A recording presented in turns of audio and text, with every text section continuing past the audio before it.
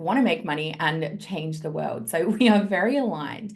And she helps people to charge premium prices without feeling guilt, release the fear of money, and create a first-class life. How cool is that? Now, I don't know if you've read any of her books, but she has Lucky Bitch, Get Rich. Get Rich, Lucky Bitch. And her newest book, Chill and Prosper, which give you a really fresh and funny roadmap to living a life of abundance without burnout. So all of these things, Denise, we are just so aligned. So super excited to talk to you. And I know that your Money Bootcamp has helped hundreds of thousands of people across the world. And even though you're a lazy introvert, which is kind of like me as well. So Yes, I love it. Thanks for having me, Eloise. I super really excited that appreciate it.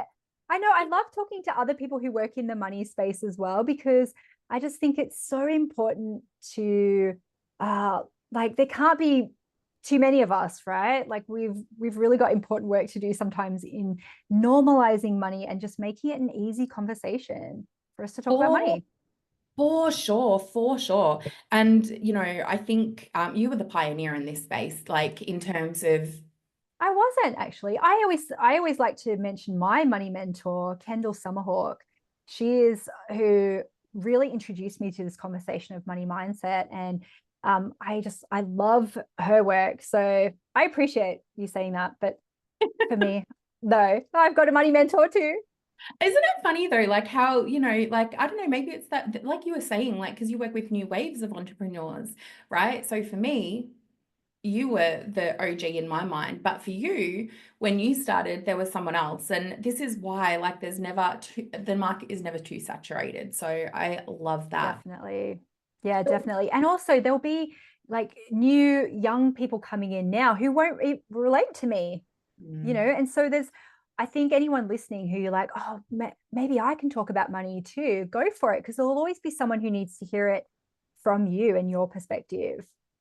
Absolutely. And, it comes like even just that, right? Like, is that scarcity mindset of, oh, there's not enough, there's not enough. But I remember, like, because when I was thinking about starting a business, and I'm like, oh, but there's already people doing it. And then as I drove home from work that day, I noticed about 5 pizza shops on the way home. And they were all different. Like one was wood fire, one was authentic Italian, one was, your chain pizza place. And I was like, oh, okay. So even though there's 5 of them, they're like 5 different varieties. But we're not talking about pizza. We're talking about you and your money story, because I know your story is epic. And what I love about it is that you wanted money and you weren't ashamed to kind of stand on your soapbox and say that, which can be really scary. Can you tell us a little bit about what that journey has been like for you to kind of start from, I don't want to say nothing, but not from millions to where you are today? Well, so my mom was 17 when she had me, and my parents split up pretty quickly. And so my mom literally had nothing. Her Mm. parents didn't support her at all. And so most of my early life, we were literally just moving around a lot. And there was a lot of instability in lots of ways. So she had a lot of domestic violence relationships, and there was just, yeah, a lot of insecurity. The thing though that is really interesting is my mom she's a very happy-go-lucky person. And so I think even though we had that, there was always this sense of like, well, something lucky is going to turn up. And it kind of did for her. And, she would win the lottery, or she would win at bingo, or she'd win the meat tray. And then something would really kind of happen. I think what that created for me, though, as even now as an adult, is this real feast or famine nervous system roller coaster where I would be always anticipating the bad thing rather than the good thing. Something bad's going to happen, something bad's going to happen. And so when I was, I think, 8 or 9, she got offered a council house, and we had to move from Sydney to the Central Coast. And this felt like, oh, there's going to be some security and stability here. So we moved to a fairly new housing commission neighborhood that was like a planned community. And I started making friends. And what was really great about that is that everyone had the same house. Like literally, it would be like, is your staircase on that side or that side? And it felt like, oh, this is a chance for us to really embed in and create some stability. And that's actually when I created my first business when I was 9. And I also joined like a dance school, which became a real sense of stability for me. My mum, though, her pattern is, how can I disrupt this? And so then she got married to someone who was much older, and he was quite wealthy in like he was a washing machine repairman, millionaire kind of thing. And we moved from our little housing commission house, which really for me was the only house I ever remember, as we'd been there for a while, to his big mansion. And so it feels like, oh, cool, that's a real rags to riches story. But again, my mum, who likes to be free, in that they were together for, I think, 7 years. We moved in and out of that mansion probably about 7 times. And so when things got a bit too much or too controlling, or she felt like she needed to be free, we'd move from the mansion and whatever little flat she could find. And we were actually driving past my old hometown on the weekend, and I said, oh, see that restaurant? We used to live behind that restaurant. Oh, see that place? We used to live there. And there was like all these little rentals and things. And so it wasn't a rags to riches story, because it was just that same nervous system thing for me of something good, something bad, something good, something bad. Don't get complacent.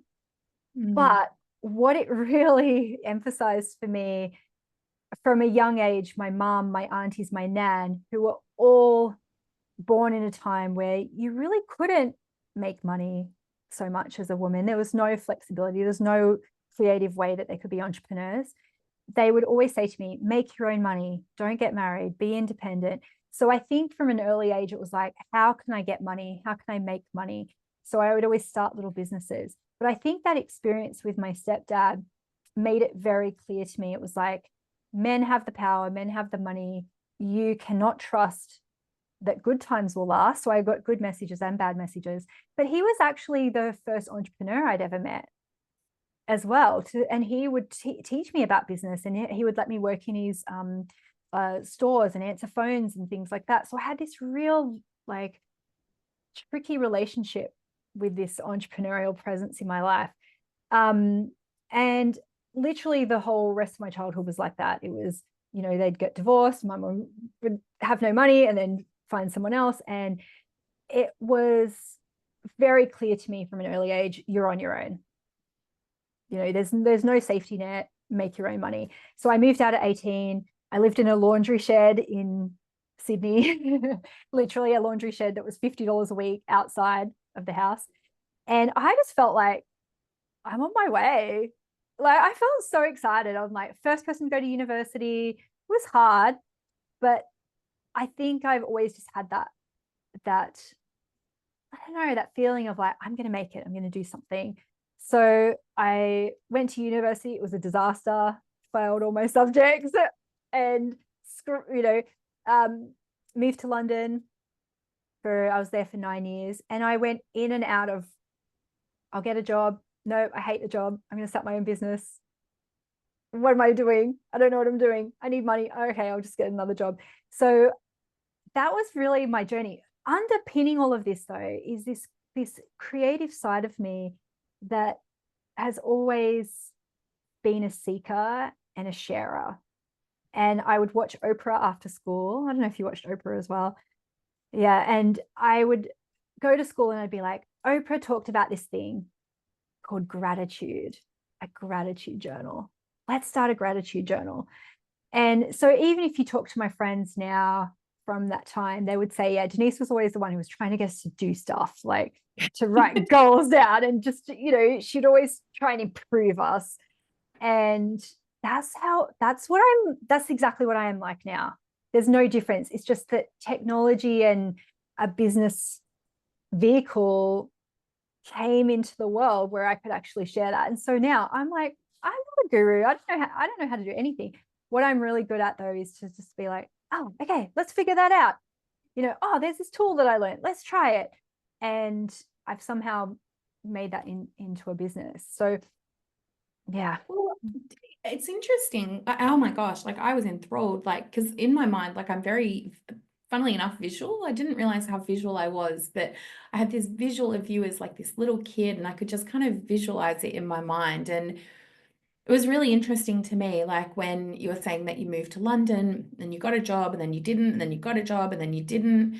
Like my thought was, wow, that was really replaying out the same patterns in a different way, but as mum.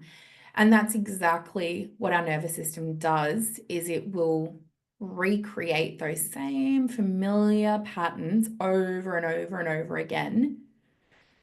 And even hearing you say, I don't know, I somehow created this business, like, and I hear that a lot, minimizing the accomplishments that you have. Like, you didn't just somehow end up luckily creating this business, you worked really fucking hard. And not just to create a business, but to change the narrative that, mum did her best, absolutely, but at the same time, the impacts that that had on a child would have been really tough. And I say that from experience, right? Yeah. And so I guess like now I'm really curious about, well, how did you actually shift those patterns, and maybe even how do they still play out despite on the surface that success that other people would look at and assume from the outside. Well, they absolutely do play out. Like I obviously am an advocate for therapy, and I have to do a lot of stuff myself. I actually don't see a therapist so much at the moment. Every now and again I need to, but I do need a lot of energetic support myself, because those patterns are really, really hard to let go of.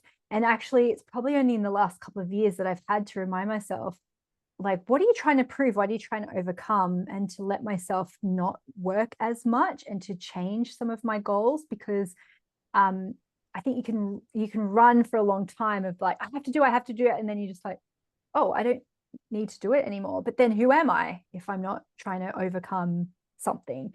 So yes, it still plays out. Absolutely. I think for me, I was really lucky though that technology did catch up. And it's not to minimize it, but the reason why is because I think my grandmother and my mother actually probably had the skills and the creativity to do it, but they just weren't in a time where there was a mechanism for that.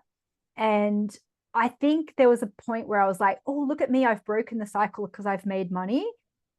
But I really didn't in lots of ways.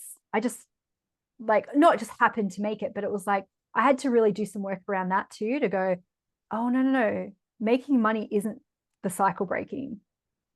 That's not the cycle breaking. Wow, that's really interesting. And I'm so curious about that, because I think a lot of people, particularly those listening to this podcast, will be think like have this mentality of, well, if I just make more money, that's going to solve all of my problems. That is just going to make me feel better. And then I don't have to worry anymore because I have money. Oh, it is fascinating. Okay, so I didn't have proper bedside tables until like I was well into my 30s, because I had this thing of, we move so much, why put things on the walls? Why own anything, right? And so then when I started making money, and I remember buying like my first house, and I was like putting stuff on the walls and just being like, ah. Then I took it too far, because I bought a farm that had a barn, and then I started accumulating things, because I was like, I've never been able to have stuff before. So I didn't have a healthy relationship with stuff. And so we bought this farm and we're going to turn it into an event place and all this kind of stuff. And I found, I was thrifting and I found this couch, and it was like an old fashioned one of those couches with the like wooden, like back, like the ornate carved back kind of thing. And I was like, oh my God, this is really cool. And then I was like, oh, this would be so fun to put in the barn and like paint it. And then if people come for a workshop, instead of sitting on boring chairs, they can sit on these couches. So then I went into another thrift store and I found the same kind of couch. And I was like, oh my God, this is a whole thing. So I went home and looked on Marketplace, and I was like, oh my God, there's so many people selling these couches. Then the algorithm kicked in. So then I hired a truck, never driven a truck in my life, hired a moving truck, and in one weekend, I got 22 of those couches. Yep. And I could see how then, right, a lot of the times we're either copying patterns or we're overcompensating. And this is where we see patterns coming in generations, right? Mm-hmm. And then I was like, oh, because remember, I don't know if you ever did this as a kid, when they did the council pickup and people would just chuck all their shit out on the street. Yeah. Because I didn't have a lot of stuff and I wasn't allowed to collect things because we moved so much, there would be a part of me that was like, oh, I could make something out of that. Oh, I could make something out of that. I have that tendency. I was like, I can save that and I have the money to save it. Oh, I can do that. I have the money to save it. And that's where things then become too much.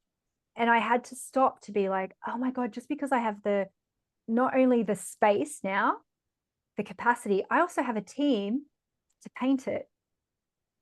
So then I had a whole team at my farm who I'd be like, oh, what if we could do this? And they would make it happen.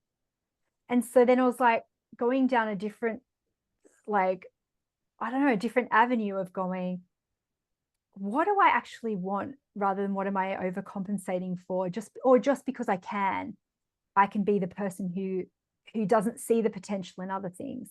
I did the same thing with cars. And I know I totally understand it sounds very unrelatable, but I want to hear people to hear where are you doing it with smaller things that if you had money, you would just do it with bigger things as if they were marbles, right? And so I built up a collection of classic cars because at some point I had a combi because I love combis. So a combi They are really cool. they're so cool, right? A 74 combi that was a right-hand drive. So I could actually drive it. It was an automatic, which is really hard to find too. I had a Chevy, like a 1955 mint green Chevy, a baby blue convertible MG, a Nissan S Cargo that looks like a little snail for my farm, some old trucks that don't go anywhere that farmers would drop them off and be like, oh, this weirdo's buying my old shitty truck that doesn't even go. What else? So I know there was another one somewhere in there. And what was really interesting again is being that person who could, like, of going, oh, I'm going to be the one to like save that or renovate that or whatever. And then realizing combis break down all the time, don't have aircon and suspension, and the beautiful Chevy truck that if you don't drive it every day, it literally disintegrates. And realizing that, oh, is this my pattern of going, when things are too hard, get rid of it, like my mom used to do, right? Relationships too hard, all right, like we'd come home from school and she's like, we've moved. And so it's like, where is the pattern? Where is my stuff? Where is an overcompensation? Where do things get too hard and I want to bail out versus where am I taking over responsibility for things because no one else wants to take that shitty car?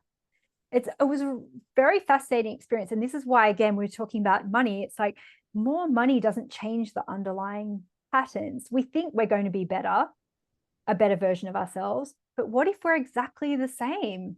And it's just money. And that can be liberating. It can be scary, but also realizing there's some real humanity in that, right? Of going, you're literally going to be the same person. If you're an extremely frugal person and you feel like you're going to be homeless on the street, guess what? No amount of money in the bank is going to change that if you don't work on that. I've met people who are multimillionaires. They have that same feeling. I'm going to be homeless on the street. And then I've had the same thing. My mom, right? She felt like a millionaire. Something lucky is going to happen. And it does all the time. How is that? How wild. And does she have money? Like, I don't know, is mum still around? Yeah, I feel you'll have a field day with this as a therapist. I financially support my mum. So my mom, yeah. Yeah, you're right. I could have a field day with that as a Yep. And I can totally justify it. It got to a point where my mum was, because she's never, had any qualifications or anything. So her last job that she had was, she was a healthcare worker working in a nursing home, getting up really early. I got to a point in my business where I thought, energetically, I can't earn any more money because I felt really guilty about it. And so, and I was, paying for things for my mum and stuff like that. And instead I said to her, like, I'm going to retire you and you can just do whatever you want. And there's been times where that's felt like a burden. It's felt like a really unhealthy dynamic. And I've actually come to a really good place from it now, because I think my mum's 64. Her mum died at 65. And I just think I'm never going to regret this. She lives her best fucking life. So she lives in a motorhome. She's in Byron at the moment, I think. So I come home, it's parked in the drive. She turns up whenever she wants. She drives off whenever she wants. She's got boyfriends all around the country. She goes and volunteers at festivals. She went to Bali and got a tattoo recently. Like, and it's not a huge amount of money for me, right? There's been times where I felt like, wow, this is just continuing this dynamic of I am the parent and she is the child. I've gotten over that now, and I go, what a fucking privilege. I've also retired my mother-in-law. That's a whole other thing too. But again, I think we'll never regret that. And like, it feels like I've stepped now into it. It's not a burden. I've stepped into this matriarch thing.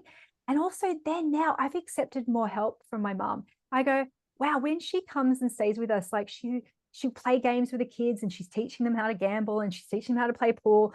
And I just think, what a freaking privilege that is, that she is literally helping me raise my kids. And now also too, she'll come and she'll clean the house, like she'll, and also I feel like it's shifted our dynamic where she'll be like, oh, can I make you some food? And I never felt that from her as a kid, that she was my mum. Now I'm like, mommy, can you make me a sandwich? And then she'll make my kids food too, because I'm like, I don't want to be the mum. And so I've come to a healthier place around that.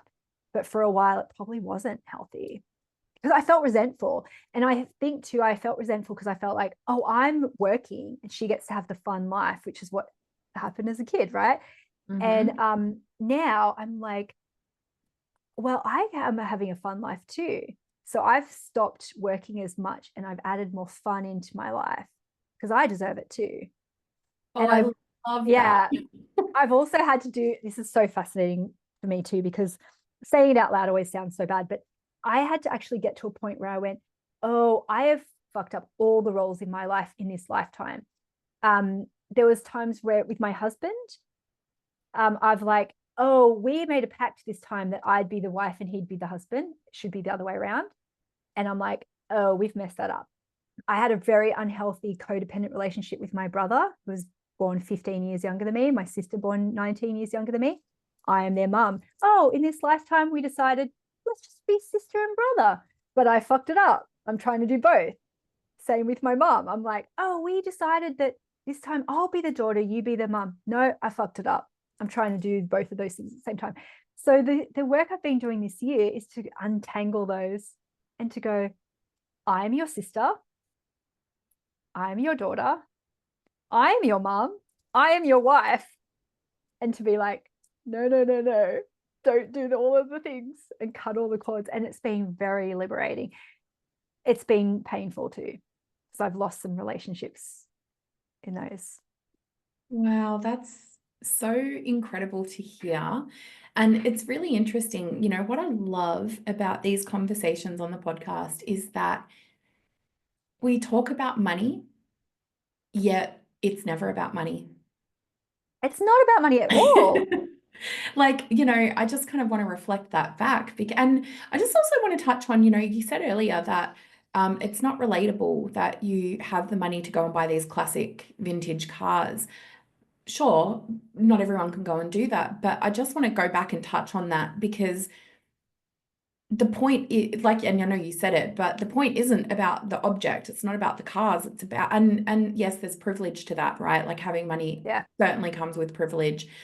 And at the same time, it also doesn't matter what it is. Those patterns that you've kind of identified replay out with objects, with the car, with the couches. Although I'm sure the space looked incredible afterwards, it would have looked brilliant. And then also in relationships. So you've got the material things, you've got the relational dynamics that it plays out with, which then all come back to like money. And as you've been speaking, Denise, like all I can keep thinking is that inner child. And I have this deep sense of this inner child just desperately wanting to get her needs met in some way, shape, or form, overcompensating for a need that wasn't met, changing, or not changing, but creating perhaps, or engaging in relational roles that you look at now and go, oh, that wasn't what my role was meant to be. But that inner child didn't know that, needed to create that role so that there was love, approval, acceptance, belonging, and it was the only thing that you knew. And of course, when you start to shift these things and work on your relationship with money as well, like all of these different things change. And I'm curious, like how have you worked on your relationship with money? Because I know that for you, you talk a lot about affirmations. I have to say, affirmations and me, I have a bit of a love-hate relationship with affirmations, because Yeah. so I'm curious on your perspective, mainly because when we say affirmations and our body doesn't believe that they're true, like I could stand in front of the mirror and be like, I deserve wealth. And if my body doesn't believe it and it's stretched too far out of my capacity, my nervous system's capacity, it's going to feel out of sync. But I could Absolutely. say, so yeah, anyway, sorry, I've kind of gone on a little bit of a tangent there, but I guess I'm curious about It's your okay. process to heal your relationship with money, because you don't just get to shifting these dynamics with family. There's work that's done, because I've never seen people that just poof automatically have these realizations, really. Yes, I think that what I see in a lot of people is that they think there's me, I'm the flawed version of myself, and then there's this perfect version of myself, and that's the version that deserves the money. Yeah. And or I have to fix everything and then I'll be deserving of the money. And I think the reason why I share all this flawed stuff is because you're just going to be you in this flawed journey. And there's no like final destination. You can make money as a complete mess, and you can make money as a healed person, and anything in between. So I've always used affirmations as a pattern interrupter, because I think because I've got such a busy ADHD mind, there's always something going on in my brain anyway, whether it's a song that's just like, there's always just a Hamilton soundtrack going on in my brain. And so if I can try and control that a little bit and replace it with something to use as a pattern interrupter, can be really good. So I've used them as like shifts, but also sometimes as North Stars. And so a good example of a North Star affirmation for me that changed a lot of things for me 2 years ago is all my projects are profitable. And what happened is all the places where they were not profitable started to be very apparent. So it became a North Star that really shifted a lot of things for me. I might use affirmations like at the start of my business when I was feeling very shy about showing up. I had, my face is my fortune. My face is my fortune. And it just gave me a little bit of courage sometimes then to post on social media, to shop and to do videos and to take photos and things like that. When I was struggling with boundaries with my clients, my affirmation was, I serve, I deserve. And so none of these were like I am wealthy, I am wealthy, I am rich, whatever, because that didn't feel in alignment for me. One that had money in it, though, that was a very good one for me is that I would look in the mirror and say, this is what a wealthy woman looks like. And I needed to do that to uncover all the places where I didn't believe that was true. And I think this is a powerful one for anyone, because it's okay to have the negative thoughts that pop up. That's actually that's the gold, right? Because I started to go, no, you do not look like a wealthy person, so therefore you do not deserve wealth.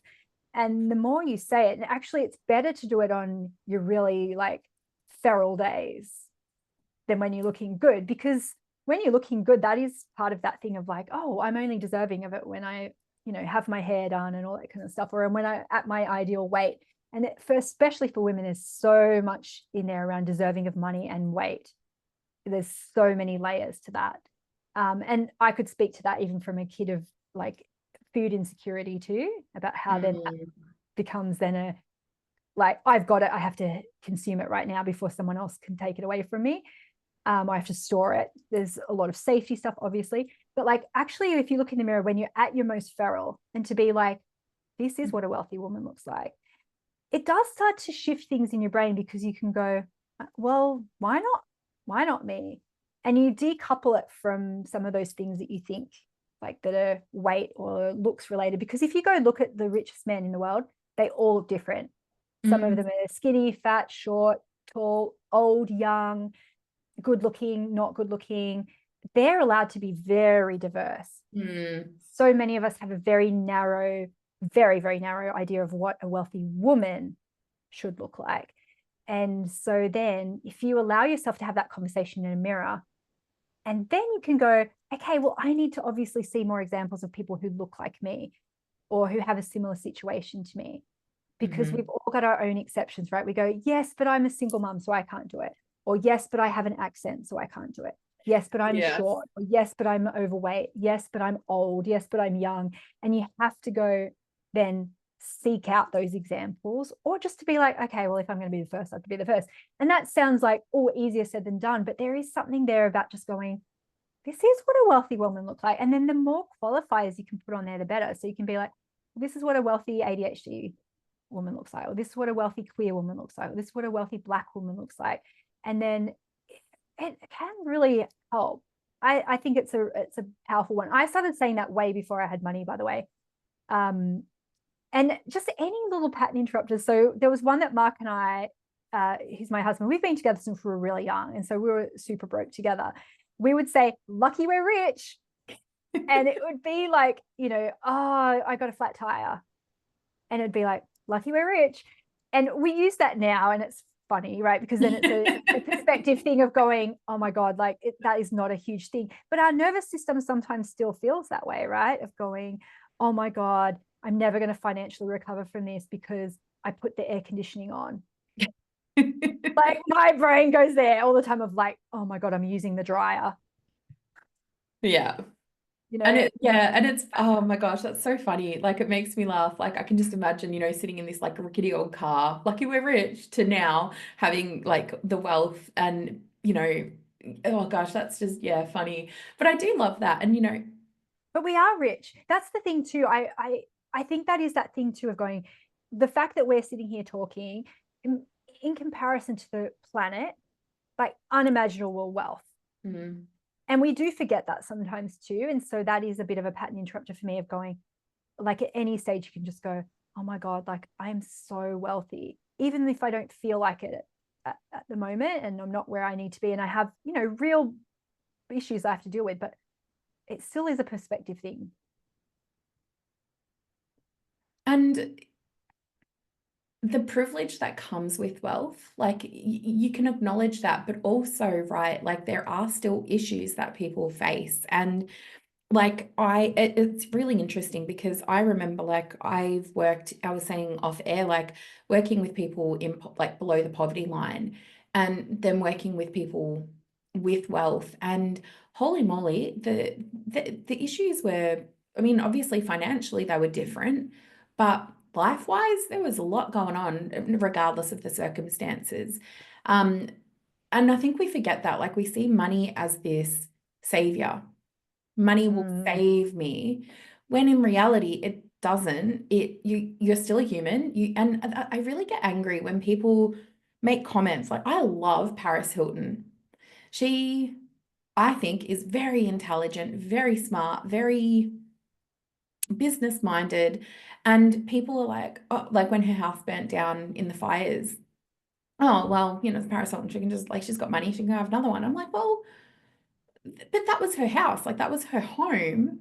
Just because she's got, I don't even know how much money, like billions, she's still a human with feelings and, you know, all of this stuff. Money doesn't take away from someone else's human experience. And I think there's so much shame and stigma around wealth. And it's not a bad thing, you know?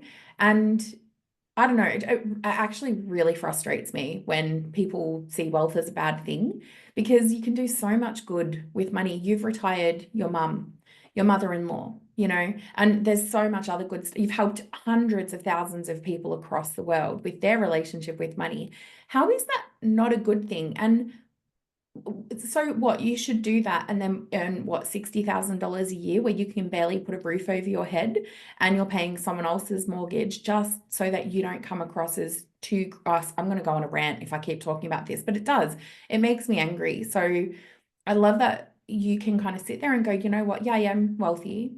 Yeah, I'm also a human that has real human problems because you can be both and you're allowed to be both and you're allowed to want to be wealthy and you're allowed, even though you are wealthy, I love that you're like, you know what?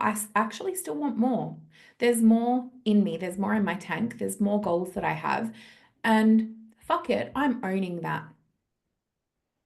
Oh, yes, God, there's so much in there. So, um, there is that whole privilege conversation for sure, right? And again, more money can sometimes amplify those. So just before we hit record, I said some of my issues that I had to deal with didn't even come up until I'd made money because there was no bandwidth.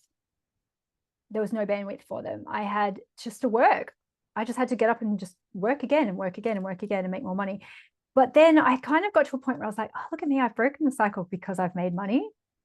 And oh God, that's so funny when that happens. So the way that my family have coped with stuff, I can see us, we've all gone in slightly different directions. One of my family members, drugs. That's how he's used to cope. And I was like, oh, I don't have drugs. Work was my drug. Overwork was my drug. Feeling responsibility for other people, controlling people with money is my drug. My younger sister, she became a social worker. And yeah, and luckily she just recently left that because it was re-triggering for her every single day. But she felt so guilty because she was like, all these kids that are out there and I have to be the one to fix it and to save them. And she finally got to the stage where she's like, this is not healthy for me. She's still working in like the charity sector, but she's not punishing herself every day with that. Same with animals. She was collecting animals. I see that for people too. And there will be, that's where, again, you have to accept that humanity of going, like, I'll be a mess with or without money. Like, I'll be nice with or without money. And that's why I kind of try and teach our kids too, to say, yes, we have privilege and we have money. Money doesn't make you a good person and it doesn't make you a bad person. You know, so we can choose what we do with our money. And sometimes I think too, I have to be way more intentional with money than my mum was, because it was very easy for her to say, we don't have the money. You don't get it. Like, you don't have it. I'm not saying her life was easier, but she didn't have to have conversations with money about us because it was like, just cut off. There's none. And with my kids, I'm like, oh my God, there's going to be ways that I absolutely spoil them and they won't have that experience of, I see it sometimes even just around food, right? It's like, they don't feel like they have to finish things. And I'm like, but I don't want them to feel like they have to either. You know, there's definitely privilege sometimes in like, oh, I just want some more art supplies. And I'm like, I have to find that balance of going, okay, well, go and have a look in the recycling bin and make some art out of that too. And try not to shame them for desires, but also giving them, I don't know, giving them space to not also just solve problems with money. Because I've done that too, rather than having awkward conversations. Sorry, go on. No. Yeah. It's interesting though, because like what I hear from that is you don't have a blueprint for money. You have, No. or you do actually, sorry, let me rephrase that. Your blueprint for money was we don't have any. And Yes. you're the first person in your family that has made money, but you also don't have this nervous system blueprint of, well, okay, now that I have money, what do I do with it? And it's not that having the money is now easier. And because now you're having to create a new inner blueprint all the time with you, like your own self and your own nervous system. But then also like, well, hang on a minute. how is this impacting my kids? And I see this so much, like the conversations that I have with people who kind of had came from not having a lot of money in their own childhood and are then like, well, now my kids just expect that we're going to go to the theme parks all the time because we've got the money. And it's like, well, hang on a minute, I didn't have that when I was a kid, but so what's okay for them? And there's this real inner conflict. So Yeah, it's really interesting. it is, because I'm like, I'm still healing and I'm trying to like raise these kids at the same time. Where I've come to around this is what I dreamed about as a kid is stability. And I think for a while I thought the money creates the stability, but it didn't really. And also I took it a bit too far and became a bit too of a workaholic. And so I've literally changed so many things in my life. I've sold our big house. I'm in the process of selling my farm as well. We've moved to the suburbs. Their school is 5 minutes away. It's public school. And that's important to us as well.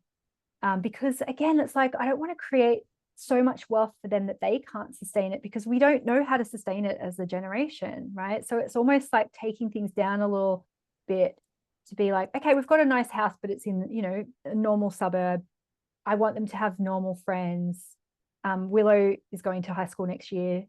She's smart enough to go to any school. We can afford to, but we want to send her to the local public school, because we want to try and, rather than the legacy be money, like how can we create a legacy of a bit more nervous system regulation? And I probably will fuck it up, you know, for them too. But I don't think extremes is going to help either. And actually, I've come to the point where I'm like, I don't feel like I'm that ambitious anymore, and I'm not that ambitious for them, because I've seen people who I love who are like, they had the most boring childhood. They lived in the same house their whole life, and they've just like gotten a normal job and they're so happy. And I'm like, I don't want to create like that hunger in the kids to see, oh, you have to be world beaters. I'm like, I kind of did some really big stuff. How can my legacy be just like normal people? So I'm like, I don't worry about, like, my husband gets a bit more type A. He's got his own stuff he has trying to prove. But like, you know, oh, they have to do their homework. I'm like, oh, they'll be fine. Like, I don't care. You know, they'll do well. Like, they excel and stuff. But I see really fascinating stuff with them. They're like, oh, Dad, I've got my Duolingo streak. We're not forcing them to do that. Willow's saying, oh, can I show you? I've mapped out my 5 books of my fantasy series. Can I tell you about the characters and what their names are and stuff? I'm not forcing her to do that. And so I had this story of like, oh, my creativity is born out of like hardship. I'm like, no, imagine what I could have created having some bloody stability in my life. I could have created heaps more.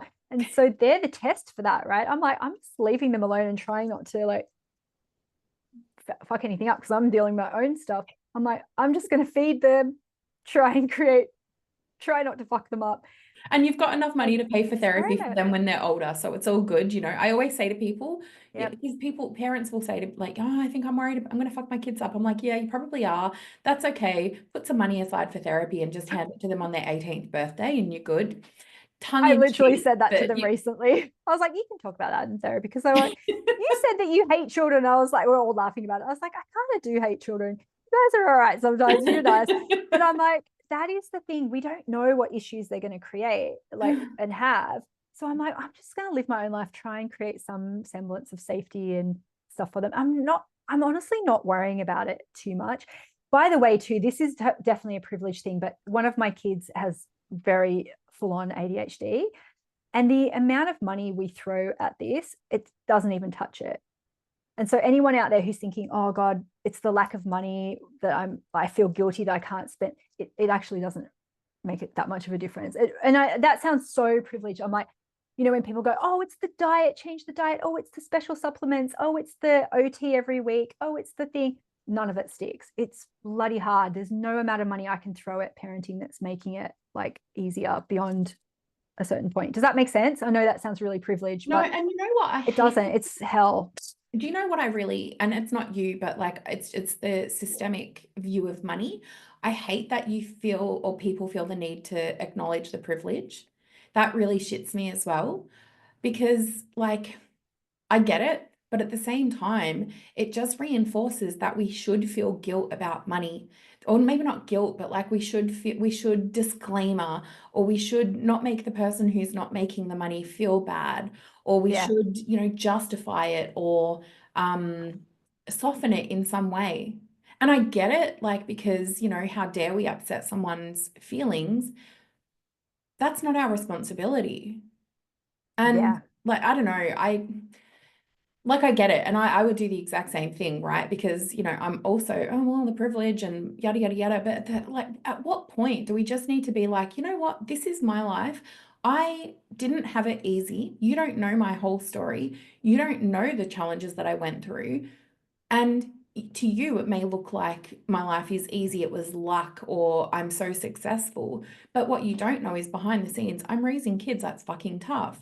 I'm having my own patterns that are replaying out that are causing me difficulties in certain ways. And this is what I mean that, yeah, money affords you privilege in a financial sense, but it doesn't take away humanity. And oh my Mm. gosh, I wish I could share this story, but I can't because it's a psychology client. But Mhm. it is just such an example that hardship doesn't come, like money doesn't reduce the hardship. And out of everything, that's kind of what I'm taking away personally from this podcast episode is that money amplifies who you already are. It amplifies what's already going on. It helps in certain ways. It allows you to have certain luxuries and to not worry about certain things in terms of, you can go to the shops and afford to buy cherries without looking at the price of them. But it also comes with other challenges too. It's not the be all and end all. So I really love hearing your experience with it. Thank you so much for sharing all of that. My brain Yeah. is just, I'm like, I could keep talking to you for such a long time just to dive even deeper. But I know you also run a money boot camp. How can people, like, if they've been listening to you on the podcast and they don't know who you are, or even if they do, because I know Yeah. the people listening will know who you are, how can they reach out and find you? How can they connect with you? I'll put the info in my show notes, but tell us a little bit more about the best ways for people to reach out to you.